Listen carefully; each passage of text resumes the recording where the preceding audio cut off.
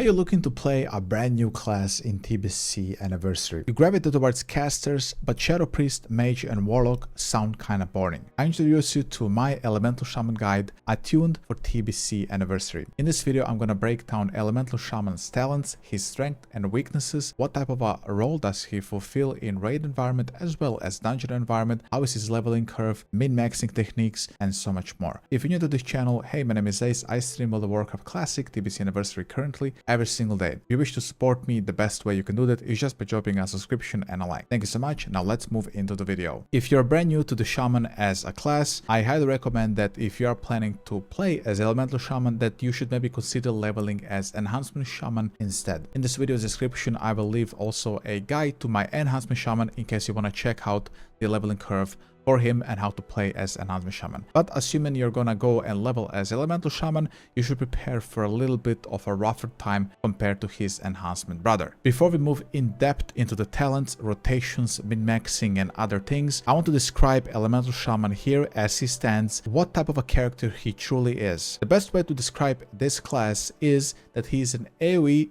burst spellcaster. While you do have decent single target damage in the form of lightning bolt and some of your shocks, the majority of the fun you will receive from this character is absolutely blasting AoE damage in dungeons and mass pulls. His chain lightning ability I would describe as one of the most fun abilities you can press on pretty much any caster. We will go into depth later why that is. So if you wish to proceed, now we're gonna go check the talents. There are only two reasons why we are ever going into the restoration tree as Elemental Shaman. The first and major reason is the Nature's Guidance talent, which is gonna give us spell hit chance as Elemental Shaman. Spell hit chance is super important for most spellcasters, and one of the huge advantages that Elemental Shaman has over other casters is that you kinda don't care too much about the spell hit rating, which means that we are building our Elemental Shaman for maximum damage, critical and spell power, and Nature's Guidance is a big glue why it's allowing us to do that. The other huge thing in the restoration tree is going to be the Tidal Mastery talent, which is just going to increase our critical chance with healing and lightning spells by 5%, and most of our damage comes from lightning spells. So these are the huge two talents inside the restoration tree. The bread and butter of our build comes of course from the elemental tree. Most of the talents in here are just building stones to reach those super important talents. The first and the major talent which you want to unlock is going to be Elemental Focus, which does the following. After landing a critical strike with fire, frost or nature damage spell, basically the entire kit you're doing, you enter a clear casting state. The clear casting state reduces the mana cost of your next 2 damage spells by 40%. This is absolutely gigantic for your Elemental Shaman, as we are a huge mana hog, and I'm gonna go into that issue later. But Elemental Focus, just get to it as fast as you can. The great thing about it is that you only need 1 talent point to get the full 40% reduction on your mana cost. So it's not gonna be like 20, then 40, it's directly gonna be 40, which is excellent. The next very important talent for our mana efficiency is gonna come in the form of Unrelenting Storm, which will regenerate mana equal to 6% of your intellect every 5 seconds, even while casting. This is another huge mana efficiency talent. We're only gonna be putting 3 points into this thing, only because we're gonna be picking much better talents later on. Our third big talent comes in a form of Elemental Mastery, which is super straightforward. When activated every 3 minutes, your next spell is gonna have 100% critical strike and reduce the mana cost by 100%.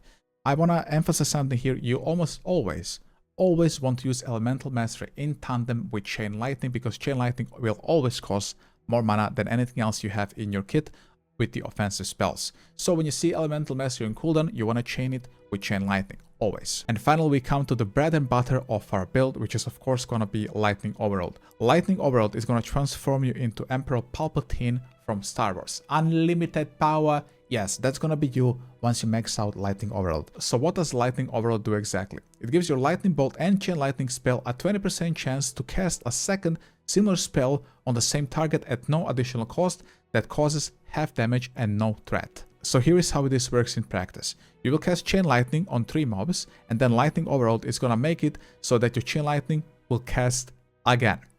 Yes, on those same mobs. Sometimes this can happen that when you pop your trinket and you maybe have a proc of some other talent, that you open up on a pack with up to 2.5k DPS, similar to a fully geared Arcane Mage with Arcane Blast. On top of that, Lightning Overload will be also increasing your mediocre single target damage, because it's gonna give it a chance to proc Lightning Bolt as well. So Just in general, you're getting a massive increase in AoE and single target damage. Immediately put 5 points into this talent and never look back. Our final talent point is gonna go into Totem of Wrath, which is pretty straightforward. It will replace your fire totem and put down a totem which will increase the spell crit and hit by 3% for all your party members or group members in a raid. Your mages, priests, warlocks are gonna love you for this. This is gonna be your bread and butter in raids, and it's gonna be the main reason why people wanna have Elemental Shaman in the raids. And that pretty much sums up the talent points for Elemental Shaman. Right, now we're gonna enter a bit more advanced stuff for Elemental Shaman, and it's gonna be one very important sequence twist fire macro that you're gonna use for your Fire Nova totems. As we discussed earlier, we have talent points into Call of Flame, which is gonna increase the damage of our fire totems by a pretty significant 15%, and then we also have Elemental Fury, which is gonna increase the critical damage of fire totems. So the way you wanna do this and when you should do it is gonna be in mass pools, dungeons, or maybe like trash packs in SSC, depending if your raid allows it. So since we are using Fire Nova totems, this means we don't have Totem of Wrath for our group. I generally do this twist only if I'm in melee groups or if I see that my warlock and mages are kind of like doing low damage anyway, so they don't need Totem of Wrath, and then that means I'm gonna be exploding the packs. So let's say in front of us is 3 packs and our protection paladin grouped up all the mobs.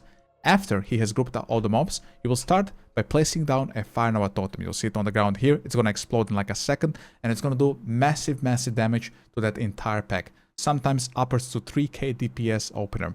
After it explodes, you immediately want to put down a Magma totem that is going to burn everything to absolute crisp. This is going to do so much damage in tandem with your Chain Lightnings, which will also proc Lightning Overload, that the AoE damage you're going to do is going to be absolutely incredible. Only rivaled by either Arcane Blast or a massive Seed of Corruption or Hellfire effect. To repeat it again, you're gonna put down a Fire Nova totem after your tank has grouped up the mobs. It's on the ground right now, and the second it explodes, you're gonna put down a Magma totem, and then you will repeat the process after Fire Nova is on cooldown. I will leave this macro in this video's description. Right, so this clip you're watching right now is me at level 66 competing against a level 70 mage. It was fresh 70 to be fair, but still level 68. You can see my opener here is absolutely incredible, and this is without me even waiting for the third pack. I didn't know they're gonna pull the third pack. So you see, with the twisting of the Fire Nova totem and the Magma and the Chain Lightnings in between, you'll be competing with some of the big AoE pumpers like Mage and Warlock. This class, guys, is extremely fun to play in dungeons, and I wholeheartedly recommend him over Enhancement Shaman when it comes down to the dungeons. So, now that we have sang praises to everything good that Elemental Shaman can deliver in the AoE content and of course single target damage, we must of course talk about the negative parts about this character. So the first things you will notice immediately when you start playing this character is just how much mana you are consuming. If you are going to be playing Elemental Shaman without a guild, which means you're going to be looking for raids that are probably not going to have Shadow Priests in them, that are not going to have people who can sustain you, you're never going to get Intervate, this is where Elemental Shaman is going to become a pretty big problem, unless you prioritize getting your T4 and T5 set extremely fast, so you can get some of those MP5 set effects on you. If you really hate playing characters which are super mana dependent and they're absolute hogs, I cannot with, a real heart commend you to go and play Elemental Shaman. If you are, however, in a guild, you have that Shadow Priest, you have that Intermit, you're babysat by your guildmates, you're gonna have the kind of fun that you probably never had playing TBC before. The other pretty bad thing I have to mention about Elemental Shaman is just how terrible he feels to play in the open world. I'm specifically here speaking about Outland. If you want to quest and, clear Shadowmoon Valley and Netherstorm for gold, it's gonna be pretty rough playing as him. The mobs are going to be kicking your casts 24/7. You don't have something like Shadow Priest where you have Power Word Shield to, stop them from dropping you. It's going to take you like 5 seconds to cast a lightning bolt on a mob. So it's pretty rough there, specifically when you don't have your Earth Elemental cooldown. So questing in the open world as him feels absolutely terrible. This is why, again, I'm recommending that you also learn how to play Enhance, so you can also switch to Enhance for the open world content, because he, on the contrary, completely demolishes open world content. And guys, with that being said, that is Elemental Shaman in a nutshell. Definitely a much easier version to play compared to his big brother Enhance. I hope you enjoyed the video. If you found this informative and helpful, I would really appreciate if you would leave a like and a subscription. And if you ever feel for watching some live content from me, I play both Elemental and Enhance Shaman. Enhance as my main. I will leave a link to all my socials down in this video description. Thank you so much for watching. I'll see you in the next video. This is Ace, Signing out.